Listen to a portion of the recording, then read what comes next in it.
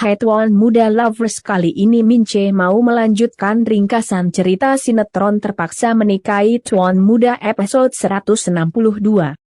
Namun seperti biasa, sebelum Mince mulai ceritanya, klik dulu tombol like, share, subscribe dan lonceng notifikasinya. Biar kalian Mince doain selalu sehat, selalu banyak duit, hutangnya lunas semua dan pastinya hidupnya selalu bahagia. Amin. Sudah kan? Baiklah kalau sudah.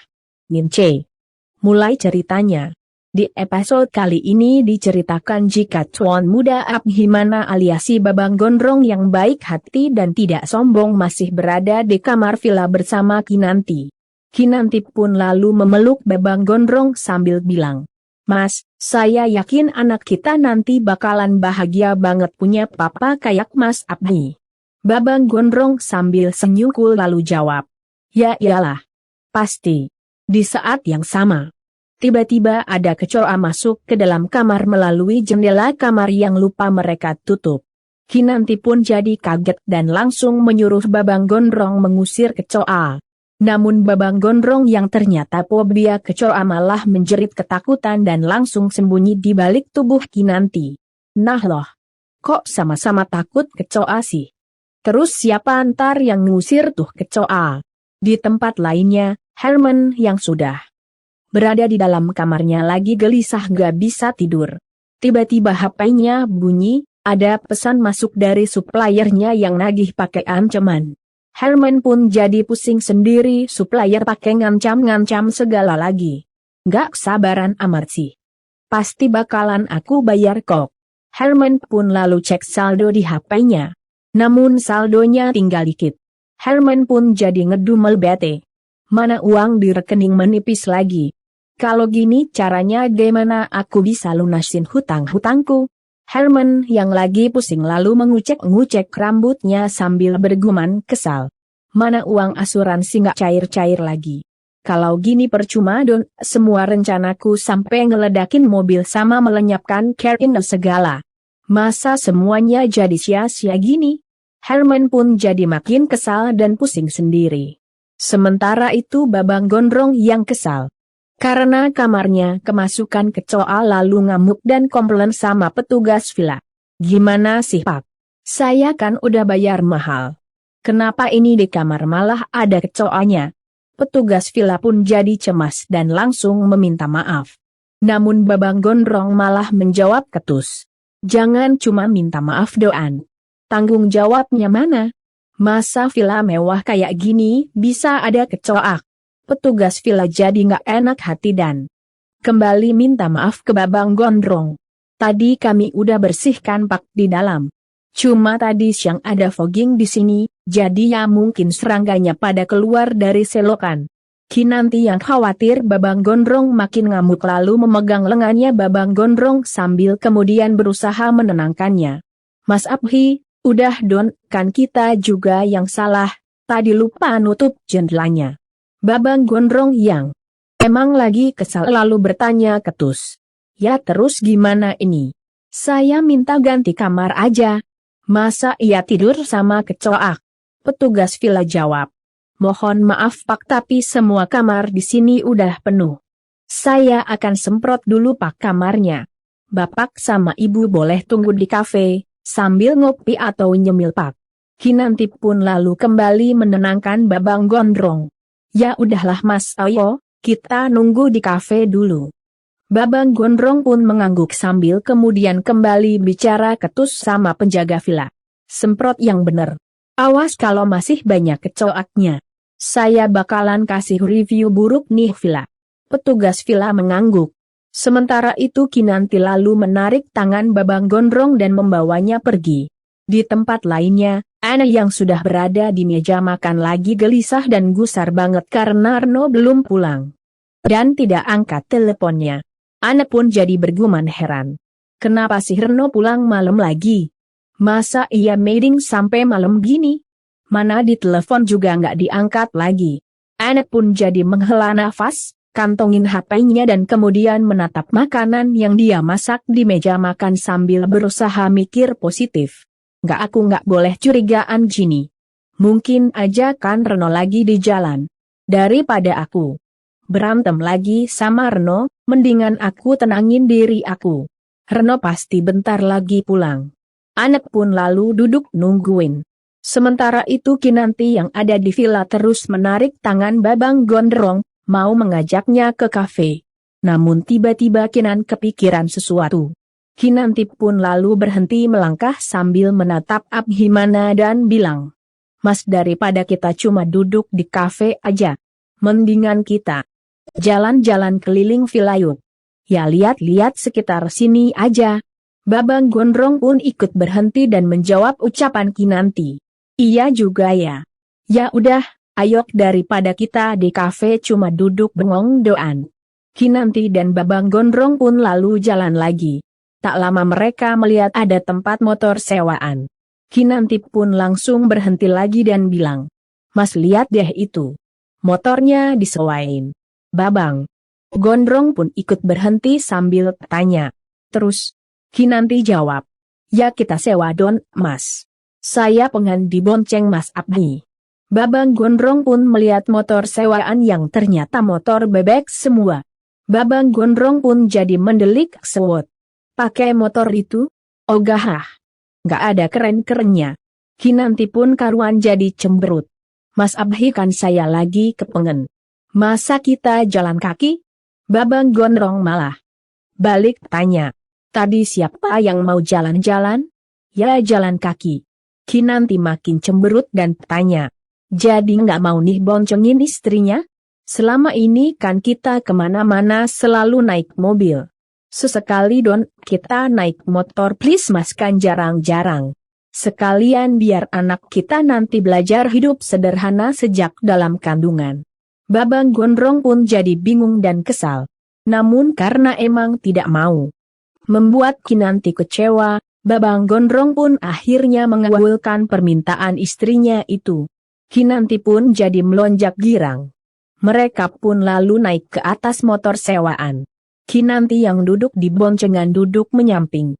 Kinanti pegangannya kaku dengan satu tangan dan duduk tegak gitu. "Ayo Mas, jalan." Namun Babang Gondrong malah bertanya ketus, "Udah gitu aja kamu?"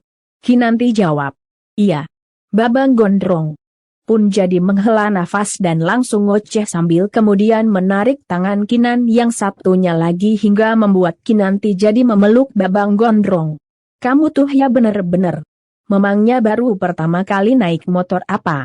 Nggak pernah lihat orang-orang selama ini duduk di boncengan kayak gimana? Pertama, pegangan yang bener. Kalau nggak kenceng, nanti jatuh gimana? Kedua, saya itu bukan tukang ojek." Kinanti jadi nyengir dan jawab, "Iya maaf." Kinanti pun lalu memeluk pinggang Babang Gondrong. Babang Gondrong pun lalu nyalain motor dan kemudian mulai melajukannya keliling-keliling villa. Di tempat lainnya, Rendra masuk ke dalam kamarnya dengan wajah dingin dan tampak jahat. Tangannya memegang sebuah tas perempuan. Rendra lalu berjalan ke laci dekat situ. Setelah itu Rendra membuka tas, keluarin dompet dan tarik keluar KTP di dompet cewek itu. Ternyata itu KTP-nya Utami. Rendra pun lalu membuka laci dan memasukkan KTP Utami ke dalam laci. Di dalam laci ternyata banyak KTP perempuan-perempuan lainnya. Dasar cacing cubeng Cailundra. Jadi selama ini lu ternyata doyan nyopet dompet perempuan. Parah lu. Sementara itu di tempat lainnya, Radit yang sudah berada di dalam kamarnya sudah membaringkan tubuhnya dan mau istirahat, tiba-tiba pintu kamar ada yang buka. Jumi lalu pelan-pelan masuk sambil bawain minuman hangat buat Radit. Jumi pun lalu berkata dalam hati, "Wah Mas Kumis Lele udah tidur. Untung aja Jumi nggak ketuk pintu. Kasihan kan kalau kebangun." Jumi lalu letakin minuman hangatnya di nakas samping tempat tidur Radit. Setelah itu Jumi lalu lihat Radit nggak pakai selimut. Jumi yang emang sudah kebelet nikah langsung kecentilan samperin Radit dan mau selimutin Radit. Namun saat itu Jumi melihat wajah Radit. Jumi pun jadi terpesona dan langsung berkata dalam hati, "Oh Mei kalau dilihat dari dekat gini handsome juga 11-12 lah sama my handsome David." Jumi pun lalu selimutin Radit. Namun saat selimut sudah sampai di dada Radit tiba-tiba membuka matanya sambil bertanya ketus. "Ngapain kamu?" Jumi kaget dan malah jadi kesandung. Akibatnya Jumi pun jadi jatuh di dada Radit. Radit karuan jadi syok. Mata mereka pun jadi saling bertatapan. Jumi malah jadi girang dan langsung tersenyum genit sambil kedip-kedipin matanya. Radit malah jadi panik dan langsung menyingkirkan Jumi dari badannya.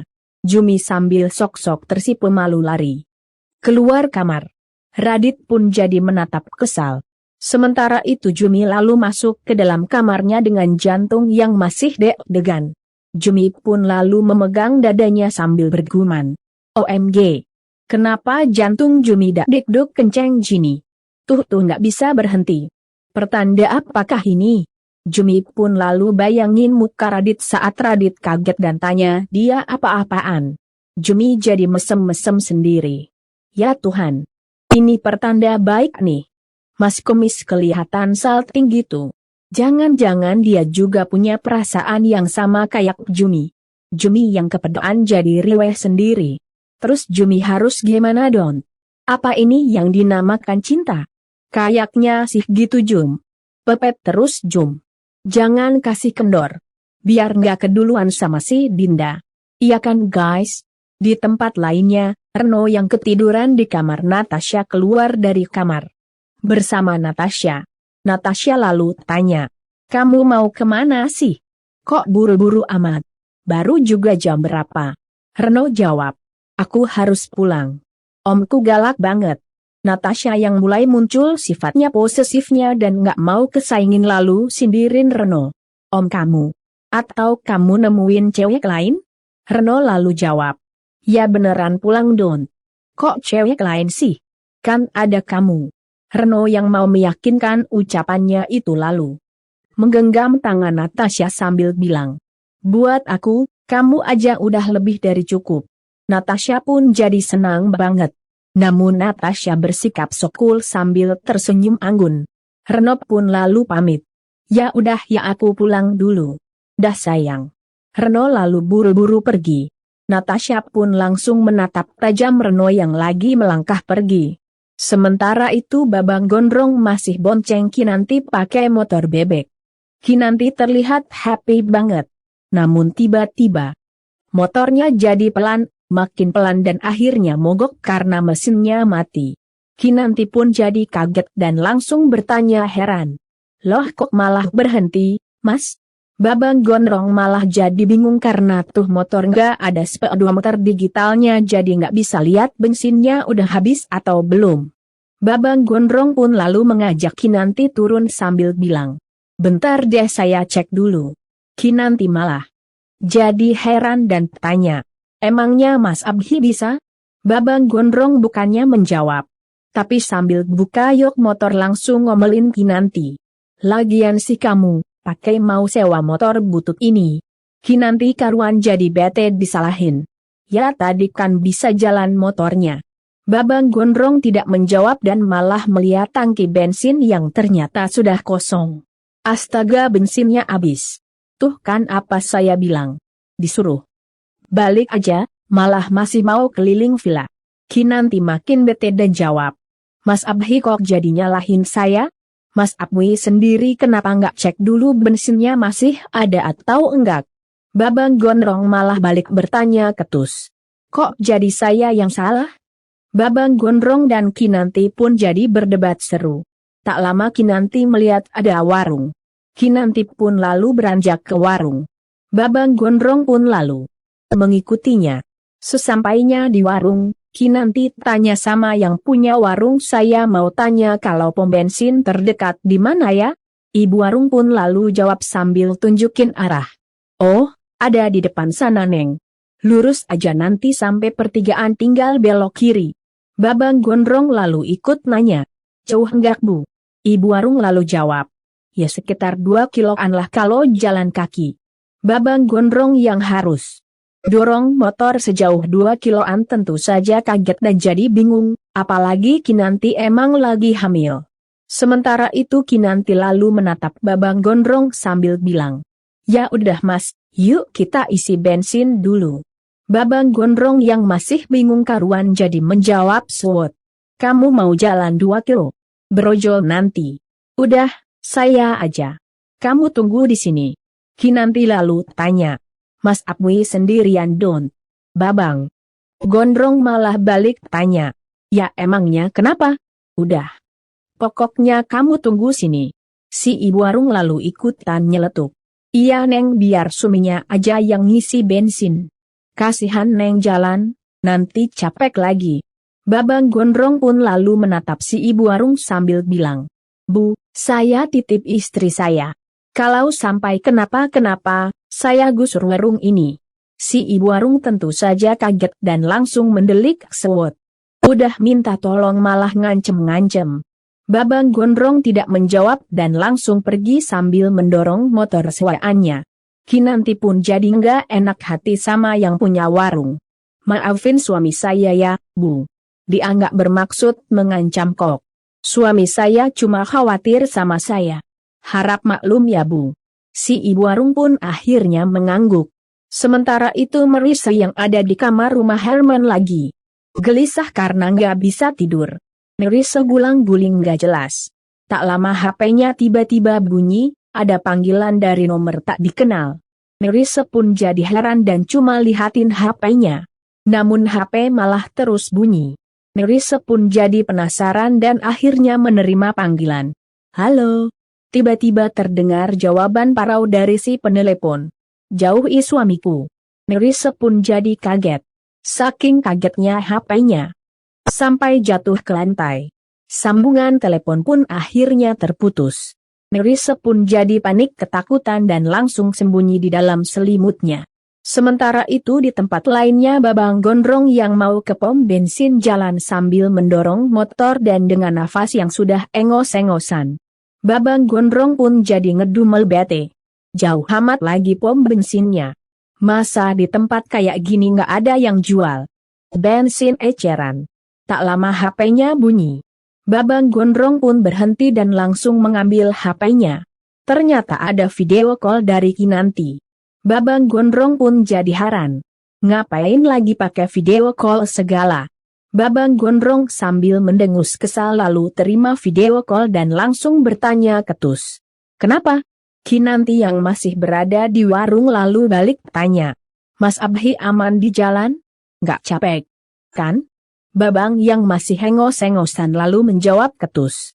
Kamu nggak lihat saya ngos-ngosan terus keringetan gini? Pakai ditanya lagi. Kinanti pun jadi kasihan dan bilang. Kalau enggak Mas Abhi naik ojek aja. Babang Gondrong malah jadi gede dan jawab. Kalau dari tadi ada ojek lewat juga saya bakalan naik ojek. Ngapain capek-capek jalan? Kinanti sambil tersenyum manis lalu jawab. Jangan marah-marah.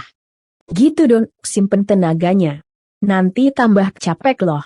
Ya udah, ini saya temenin video call ya. Babang Gondrong kembali menjawab ketus. Terserah. Kinanti pun lalu bilang.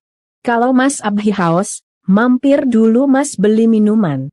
Babang Gondrong jadi mendelik dan melanjutkan kembali langkahnya sambil meletakkan HP di holder HP yang ada di stang motor. Sementara itu Ana yang lagi nungguin Reno akhirnya ketiduran di meja makan. Tak lama Reno datang dan jadi kaget melihat Ana. Ngapain Ana, tidur di situ? Pakai nanya lagi lu. Si anak itu nungguin lu tahu. Emang dasar suami nggak punya akhlak lu. Tega lu ya hianatin cintanya si anak. Reno pun lalu samperin Ana. Di saat yang sama Ana terbangun dari tidurnya dan langsung melihat Reno yang baru pulang. Reno pun lalu mau alasan. Sayang, aku. Namun belum selesai Reno ngomong, Ana dengan muka dingin langsung bangkit dan langsung masuk ke dalam kamar. Reno yang emang sudah khianatin istrinya itu jadi mumet sendiri dan bergegas menyusul Ana masuk kamar. Namun Ana ternyata mengunci pintu kamar dari dalam. Reno pun jadi kaget dan langsung gedor-gedor sambil bilang. Sayang buka Don. Kamu kok malah kunciin aku sih? Aku tuh tadi meeting makanya pulang telat. Kamu jangan marah Don. Ana yang emang sudah kesel sama Reno tidak mau bukain pintu dan malah teriak marah. Emangnya kamu nggak bisa ngabarin aku? Percuma kamu bawa HP. Aku telepon juga kamu nggak angkat. Ini udah kesekian kalinya kamu gini. Aku capek. Reno jadi bingung dan terus gedor-gedor sambil minta maaf. Iya sayang aku minta maaf. Aku tuh bener-bener sibuk banget. Ana yang ada di dalam kamar malah menjawab ketus. Kamu tuh nggak ngehargain aku. Aku udah masak capek-capek buat kamu. Tapi apa? Jangan-jangan kamu udah makan di luar, kan? Kamu kan bisa telepon aku, atau kirim pesan. Jadi aku nggak nungguin kamu kayak gini. Reno jadi makin pusing dan jawab. Iya sayang, iya aku minta maaf. Buka don pintunya dulu. Kita bicarain ini berdua ya. Enak. Tidak menjawab. Rebo pun jadi makin puyeng, tak lama Eyang Mart muncul dan jadi bertanya heran. Ada apa sin ini Reno, kenapa kamu gedor-gedor gini? Reno tercekat dan langsung menjawab ucapan Eyang Marte. Ini loh Eyang. Ana ngunciin aku di luar. Padahal aku cuma pulang telat doan, gara-gara abis meeting. Eyang Marta malah mendelik dan tanya. Kamu ngabarin ke Ana gak? Reno sambil nyengir. Lalu jawab. Ya itu nggak sempet Eyang kan sibuk meeting. Eyang Marta pun jadi kesal dan langsung pentungin Reno pakai tongkat saktinya. Reno pun jadi kesakitan. Aduh, sakite aing. Namun Eyang Marta tidak menggubrisnya dan malah terus pentungi Reno sambil bilang. Ya kamu juga sih bukannya ngabarin istri. Eyang Marta pun lalu mengetuk pintu kamar Reno sambil bilang. Anak ini Eyang. Buka pintunya. Kalau ada masalah, selesaiin baik-baik, jangan kayak gini. Anak pun akhirnya mau bukain pintu kamar. Eyang Marta lalu menegur anak. Eyang tahu kamu marah sama Reno tapi nggak gini caranya. Bukannya ngunciin suami kamu di luar gini. Ayo bicarakan berdua. Anak jawab. Iya Eyang. Reno dan Nenek pun lalu masuk kamar. Eyang Marta pun lalu pergi. Anak yang sudah di dalam kamar lalu naik ke tempat tidur dan langsung selimutin tubuhnya sambil sengaja munggungin Reno. Reno pun jadi mumet. Namun tak lama Reno yang teringat sama Natasha jadi senyum-senyum sendiri dan berkata dalam hati. Capek bujukin Nana, terus. Dikit-dikit ngambekan. Palingan juga besok dia baik lagi. Untung aja tadi aku udah happy-happy sama Natasha jadinya nggak bete-bete banget sampai rumah. Di tempat lainnya, Natasha, yang masih penasaran sama Reno tampak bergumam heran. Si Reno beneran udah punya cewek enggak ya? Cobalah gue cek Instagramnya. Natasha pun lalu membuka HP-nya dan mau melihat IG-nya Reno. Namun maaf ya guys, ringkasan cerita terpaksa Mince akhiri dulu sampai di sini. Kira-kira si Natasha bakalan tahu gak ya kalau Reno ternyata sudah punya istri? Terus kira-kira itu Babang Gondrong nemuin pom bensin gak ya?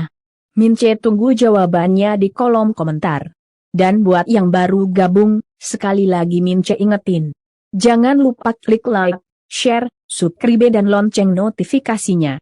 Biar kalian Mince doain selalu sehat, selalu banyak duit, hutangnya lunas semua, selalu bahagia dan pastinya nggak akan ketinggalan update cerita sinetron terpaksa menikahi tuan muda.